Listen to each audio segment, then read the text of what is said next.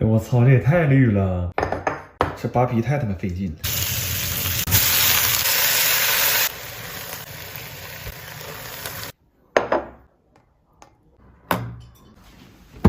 做这么老多咸菜干啥？上回来找你的同学挺好看的，你给他带带呗。你上次做那黄瓜条，我妈说挺好吃，她还问我谁做的，我说是我对象做的。你哪有对象？你这不跟你妈撒谎吗？哎呀，你个老直男，你走吧。怎么跟你爹说话？哎，你说这小姑娘跟他妈还吹牛逼，操！来了，终于来了！我爷今天又罚站了。其实有时候我奶批评我爷吧，也不是真生气，我把这种行为称为老太太缺肉的应激反应。缺肉就赶紧补上，先做了一个糖醋里脊和一盘牙签肉，又煲了一锅乌鸡汤和一罐土豆炖牛肉。我弟说：“哥，我老缺这么老些肉吗？”我说：“你记住了，咱们是孝顺孩子，没必要拿你姥爷赌概率。”到我奶奶最稳的还得是这个东北一锅出。我奶可能是爱情的王者，但她永远逃不过这个肉汤的枷锁。你给这锅盖掀开，你就看那个花卷子在那肉汤上咕嘟。哥们儿，你就记住我这句话，不管你是多大的感情大拿，抱着全麻。我弟说前两天听我奶提了一嘴雪衣豆沙，问我会不会做。我说那会不会做都得做呀，你姥爷我爷在人手里呢，你说咋整？这都要出门了，有清爽气泡和咖啡因的双重提神效果，整一瓶嘎精神。我说这天都黑了，真的跑两步了。这肉晚到1分，我爷的危险就多了1分。来吧，吃香香了，羊蛋、地鲜、豪迈、蒜肉、黑蛐蛐、冬衣出、鸭肉、糖里、土牛、血豆。我奶从坐下就没咋动筷，给我吓坏了。我寻思是不是因为我没带肘子呀？我这不没救了我爷，给自己又搭理了吗？后来整明白了，他妈花卷焖多了，我奶夹不着排骨。我们给花卷吃差不多了，我奶又开始活跃起来了。你把这花卷拿走。今天是网友点菜环节，往常都是网友点菜博主吃，今天我打算让网友点菜网友吃，给网友做了一个纯老汤肘子。这汤都是我奶80来年吃肘子一勺一勺攒的。完他还点了个前帐口的鲍鱼给包，这吃挺来卖，说等会庆这高低的带我去，咱也不明白为啥。完还点了个荞麦腰花，但这菜辣，我怕他吃拉肚了，我特意把这段戴手套拌菜的过程给录下来了。就他要窜上了，我指定是拦不住，但我不能背这锅呀。完这老小最近减肥呢，说已经装1个多月了。我说那咱主食吃菜团子，但是我还是做了一个芝士蛋糕。我说你这么想啊，减肥期间摄入点热量，那最多是个减肥失败。但你要胖的没边了，还舔脸吃蛋糕，那你在别人嘴里就是没皮没脸了。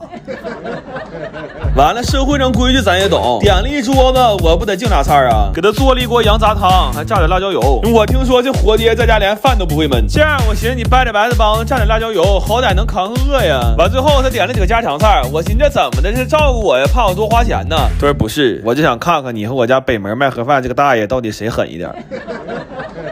来吧，香香了，老肘、炙糕、羊汤、油椒、爆鸡。第3辣油、菜籽、半腰、包肉。完我问我弟去不去，他说有那功夫正欠着网友了啊，应该有的人也在网上刷着过他，限时嘎嘎板着，嘎嘎权威，而且对待外卖非常严谨啊，特意洗了个头，还喷了香水下来求的。我一度觉得我那个肘子都没有他香。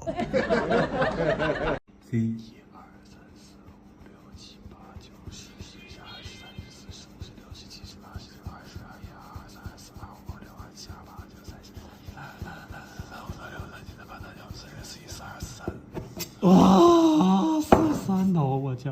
哎呦我呲！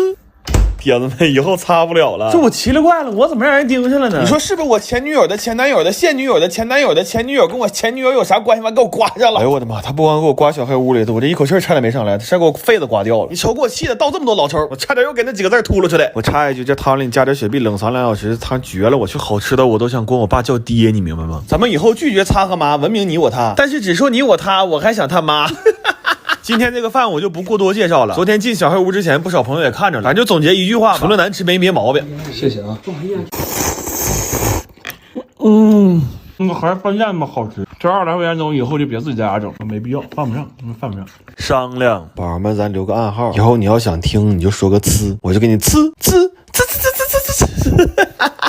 他妈的，呸，没记性。我有哥们开日本料理，我随口说过一句，我说我爸没吃过这玩意儿。好家伙，大过节的拎着菜刀找我爸来了，非要当面给我爸整一下子。我说你那饭店能忙开吗？他说这3个分店啊，不出意外年前全得倒闭。我怀疑他这趟来是投简历来了，但该咋是咋。你看他拿这块三文鱼多好，我其实看不出来好坏，我听他说那价格，我觉得他该好。这鲍鱼的个头可以说非常东北了啊，他这肠子应该都比我们哥俩值钱。我弟说给他前女友搓澡都没搓这么干净过。那哥们说鲍鱼今天吃刺身，我真的我就没长那个好胃，我说你这玩意儿今天不给我烤的哏揪的，你全给我打包带走。这老小子第二不行了，穷讲究挺多呢，调料都自己带的，寿喜烧告诉先煎再涮，味增汤煮完把螃蟹扔了，说纯借味儿，咖喱牛肉坚决不让盖饭。我心说就这一条，你来年开店还得黄。完他这个天妇罗没炸明白，我这顿埋汰他呀。他说你咋糟践我都行，千万别露上我脸。我这几个店过年有点困难，但11还想搏一搏。哎呀，就这情况，11能不能开门还不知道呢，搏个嘚儿还搏。来吧，吃香香了。这菜拿家里这盘摆确实有点别扭，尤其这土豆沙拉，这一盆也太东北了。大家吃的都挺热情，这串刚转到我面前，又让我姑给转回去了。这烤肥牛我就在相册里看着过，根本没尝着啥味儿。都走了，我收拾厨房。我爸说你等一会儿，我跟你说点事儿。他说你给我煮碗面条吧，这饭味儿还行，但我一点没吃饱。那玩意儿他妈再值钱也不赶这一碗茄卤。这玩意儿你说那整的花里胡哨，你吃不饱，还得这玩意儿。看这玩意儿，对呀、我爸今天心血来潮要给我妈过节，说昨天晚上学了一宿那个爱心饼干。我看他这个动作，估计是眼睛学了一宿，脑子和手应该是8点多就睡了。我妈回来我看着这个，过了15，我可能就是单亲家庭了。但这种菜系我也不行，我就给我同学整来了。他给做个爱心棒蛋糕，我爸说色香味都不错，就是给我们两口子心眼捏的有点小。我们同学一听这话性情了，说爷们你歇着吧，今天这席我给你张罗了。我爸一点没客气，借坡就下了，正好给我妈求戒指去了，说要跟年轻人学学浪漫。我们同学一下上态度了，这个叫开放三明治，这是火腿蜜瓜卷，然后他重点给我讲了一下这个，说这个是意大利的求婚面包。我一瞬间有点恍惚了，我说我爸今天如果是要求婚的话，我在这是不是稍显多余了？完，我爸说我妈最愿意吃菠萝咕老肉，他要亲自下厨整一个。哎呦我的妈，3个人帮做出来的。后来我寻思这两口子跟我关系都不错，这事我也得上啊。做了个烤肘子，还来了一锅铁锅炖，有事必须得先给锅支上，因为我是浪漫的东北人。来吧，吃香香了，先给仪式感拉满了。我爸还准备了神秘。我前2天看了个讲广东脆皮烧鹅的纪录片，那油跌来的时候都给我馋完了。然后我搜了一圈，发现现在满大街只有羊，也没有烧鹅可以吃，所以我托人买了个老广的烧鹅配方，我打算试试这玩意儿在家能不能做。然后我还买了几只专门做烧鹅的黑棕鹅，但现在物流太慢了，我就寻思先抓2只东北大鹅在家试烤一下。不过我发现了，能苟到现在还没被抓的鹅，那都绝非等闲之鹅。我们换了2个屯子，跟鹅扑腾了一整天，到最后愣是1只鹅都没抓着，完了还给腰子卡坏了。后来这鹅到了，我们的腰还没好呢，但也不想等了，就开始按照配方做了。这烧鹅做一次才明白为什么饭店能卖到600-700一只，它这整个的制作过程太复杂了，光这腌鹅的酱就得用到20多种调料。然后我发现这烧鹅和烤鸭差不多，最难的都是对温度和时间的把握。但我们这现在外面太冷了，就导致这炉子用起来温度非常不稳定，就这么烤出来的鹅，要不然就是里边没熟，要不然就是整只鹅在炉里直接烤着了。后来实在没招了，我们就把炉子搬屋里来了。在室温环境下，这个炉子上温就非常快了，大概也就用了3分钟吧，整个屋都他妈仙气飘飘了。这一下可给我们熏迷糊了，就新鲜吃点东西缓一缓。用美团外卖订了不少好吃的，这一桌子全是硬菜。最近冬日热辣硬货活动优惠可多了，创意十足的百涮福袋4折才不到40块钱，海底捞的冬日欢聚套餐7折也才100多，还有有麻龙虾、99鸭、外婆家基本都4折起。打开美团外卖搜狗送就行，点评论区也能直接参与。然后吃完饭再下鹅的时候，我们就非常谨慎了。而且我看纪录片里讲说，脆皮烧鹅最重要的灵魂是一碟酸梅酱，但是这个季节它买不到新鲜的青梅啊。后来我纠结了一下，我到底还是把我们家这个爹请出来了。